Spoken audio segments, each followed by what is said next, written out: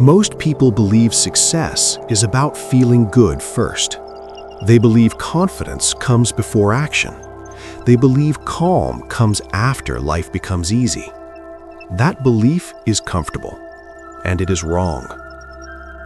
The truth is quieter. Success does not begin with control over the world.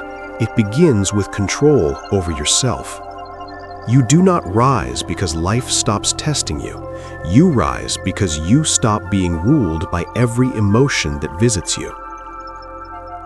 Many people wait for motivation to appear. They wait for clarity. They wait for the perfect mood. But life does not reward waiting. Life rewards preparation. Life rewards habits that remain steady when emotions fluctuate. This is the law many never learn. Your results do not follow your intentions, they follow your patterns. And your patterns are emotional before they are logical. If your emotions decide your actions, your life will feel unstable. If your habits decide your actions, your life will feel grounded. That is the foundation of emotional control. Not suppression, not denial, but training. Think of success like a quiet workshop behind the scenes. No applause, no bright lights, just repetition. A craftsman does not rush because he feels impatient. He does not slam the tools because the day feels heavy. He works by habit. Every motion practiced, every movement calm. That is how emotional strength is built. Not in dramatic moments, but in ordinary ones. You prepare when nothing is at stake, so that when something is at stake, you remain steady. Opportunity does not favor the loud, it favors the ready. The law is simple. When preparation meets pressure, character is revealed. You do not rise to the occasion, you fall to your level of training. Pressure does not create weakness, it exposes it. Consider a conversation that turns tense. One person reacts instantly, voice sharp, tone defensive. Another pauses, breath slows, words chosen carefully. Both felt emotion, only one was ruled by it. Or think of a financial decision. Markets move, fear spreads. One person panics and acts quickly. Another waits, evaluates, and responds with discipline. The difference is not intelligence, it is emotional habit. Ask yourself this. When pressure appears, what pattern appears with it? Do you rush? Do you withdraw? Do you become reactive? Or do you slow down? Focus is the quiet force that protects emotional control. Distraction is the enemy. Every distraction weakens your inner authority. Every moment of focus strengthens it. Your attention is not unlimited. It must be guarded like gold. If you allow every noise to pull you, your emotions will follow. If you choose your focus deliberately, your emotions will settle. Growth follows a sequence. It is never instant. You learn, then you apply, then you evaluate, then you correct, then you persist. Skipping steps leads to frustration. Respecting steps leads to mastery. Discipline matters more than motivation. Motivation is emotional. Discipline is structural. Systems carry you when moods collapse. Strategic patience teaches you to respect time. Nothing grows faster because you demand it. You plant, you water, you wait. Feedback is not criticism, it is instruction. Correction is not failure, it is refinement. Momentum builds quietly, one habit stacked on another. Breakthrough is not an event, it is a lifestyle of emotional order. You do not become calm one day, you practice calm every day. And slowly, steadily, the noise fades, the mind clears, the path straightens. This is the law of Stoic habits to control emotions. Not force, but form. not resistance, but routine.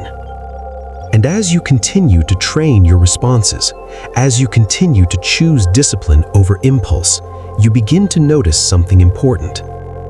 Life does not suddenly become easier, but you become stronger. The situations that once shook you now feel familiar.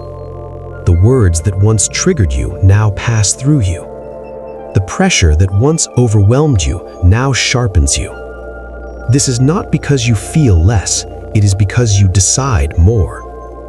You begin to see emotions as signals, not commands, information, not instructions. You feel anger, but you do not hand it the steering wheel. You feel fear, but you do not let it choose your direction. You feel doubt, but you do not let it define your effort. This is the difference between reaction and response. Reaction is fast and careless. Response is slow and deliberate. One drains energy, the other builds authority. Ask yourself again, who has been in control lately, your values or your feelings? Every day offers small moments of training. A delay, a disagreement, a disappointment. These moments are not interruptions, they are practice sessions. The way you handle the small things decides how you will handle the large ones. This law is always working, whether you notice it or not. And as you continue, you will discover that emotional control does not make life dull, it makes it clear. Clarity brings confidence, confidence brings consistency. And consistency over time builds a life that feels steady, purposeful, and strong. You are not here to eliminate emotion, you are here to master it. One habit at a time, one response at a time, one calm decision at a time. And as this becomes your way of living, you will no longer ask how to control emotions, you will simply live as someone who does. You will simply live as someone who does. And that identity changes everything. Because when identity shifts, effort feels lighter. You no longer force yourself to act calmly. Calm becomes your default. You no longer argue with every feeling. You observe it. You decide how to use it. This is where most people misunderstand emotional control. They think it is about becoming cold. It is not. It is about becoming clear. Clarity allows you to feel deeply without being dragged. It allows you to care without collapsing. It allows you to stay firm without becoming rigid. Emotions are energy. Left unmanaged, they scatter. Directed, they build. This is why habits matter more than insight. Insight excites the mind. Habits shape behavior. You can understand everything about calm and still live reactively. Understanding is passive. Practice is active. Ask yourself this: what do you do first when something goes wrong? Do you complain? Do you explain? Do you justify? Or do you pause? That pause is not weakness, it is power gathering itself. The strongest people you know are not rushed, they are measured. They are not silent because they are unsure, they are silent because they are choosing. This choice is built long before the moment arrives. It is built in how you wake up, how you speak to yourself, how you handle inconvenience. Most emotional outbursts are rehearsed unknowingly, practiced daily in small irritations. You snap at traffic, you argue with delays, you resist discomfort. Then one day, when something important happens, the same pattern appears.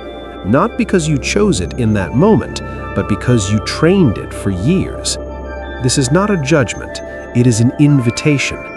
If patterns can be trained unconsciously, they can be retrained deliberately. Start with awareness, not accusation.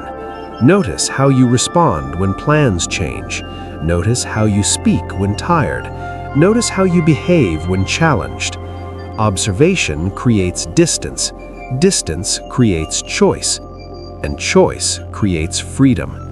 Freedom is not the absence of emotion. Freedom is the presence of control. One of the greatest skills you can develop is emotional delay. Not suppression, delay. You do not have to respond immediately. Very few things require instant reaction. Most require thought. When you delay response, emotion peaks and falls. What remains is clarity. This habit alone will change your relationships, your decisions, your self-respect. People who rush to express everything often regret what they release. People who wait rarely regret what they withhold. This is not about being passive, it is about being precise. Precision requires calm. Calm requires structure. Structure requires discipline. Discipline is built through routine. Routines anchor you when life becomes unpredictable. You do not rely on willpower every day. You rely on systems. You wake up at a certain time. You move your body. You review your priorities. These actions are not emotional, they are intentional. And intention slowly trains the nervous system. It tells the body, we are safe, we are steady. A steady body supports a steady mind. When emotions rise, your body reacts first. Heart rate increases, breathing shortens. If you control the body, you influence the mind. Slow breathing is not a technique, it is a signal. It signals patience, it signals control, and control returns faster than you expect. This is why preparation matters. You do not practice calm when you are already overwhelmed. You practice it when things are simple, so that when things are complex, your response is already familiar. Opportunity favors those who are composed under pressure. Trust is given to those who remain steady when others panic. This is true in leadership. This is true in family. This is true in life. Pressure is the great revealer. Under pressure, excuses disappear. Personality fades. Habits remain. Two people can face the same pressure. One collapses, one sharpens. The difference is not courage, it is conditioning. Conditioning happens quietly, daily. It happens when you choose to respond kindly instead of sharply, when you choose to listen instead of interrupt, when you choose to wait instead of rush. These are not small decisions, they are foundational. Focus must be protected fiercely, not from work, but from noise. Noise triggers emotion. Stillness strengthens judgment. If your mind is constantly occupied, your emotions will constantly fluctuate. Stillness is not laziness, it is calibration. A calibrated mind reacts less, responds more. This is why distraction is expensive. It steals attention, it weakens discipline, and without discipline, emotions lead. Ask yourself, what are you allowing to pull your attention daily? Is it building you or fragmenting you?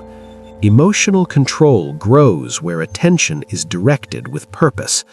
Growth follows order, always.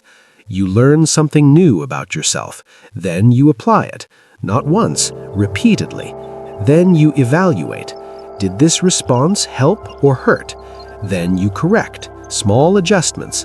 Then you persist, even when progress feels slow. This cycle cannot be rushed. Impatience breaks it. Many quit in the evaluation stage. They notice imperfection and stop. But correction is the doorway to mastery. Discipline carries you through that doorway. Motivation will come and go. It is unreliable. Systems remain. You do not need to feel calm to act calmly. You need a rule. Rules remove negotiation. When emotions try to argue, rules decide. A rule might be simple. Pause before responding. Sleep before deciding. Write before speaking. Simple rules create strong outcomes. Strategic patience teaches you to trust time.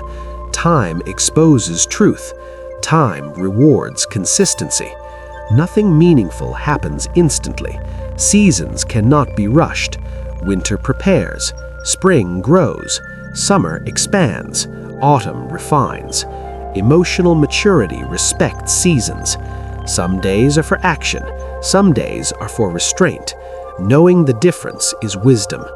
Feedback keeps you honest, not emotional feedback, behavioral feedback. Did your response create peace or tension? Did your decision improve or complicate? Measure outcomes, not feelings.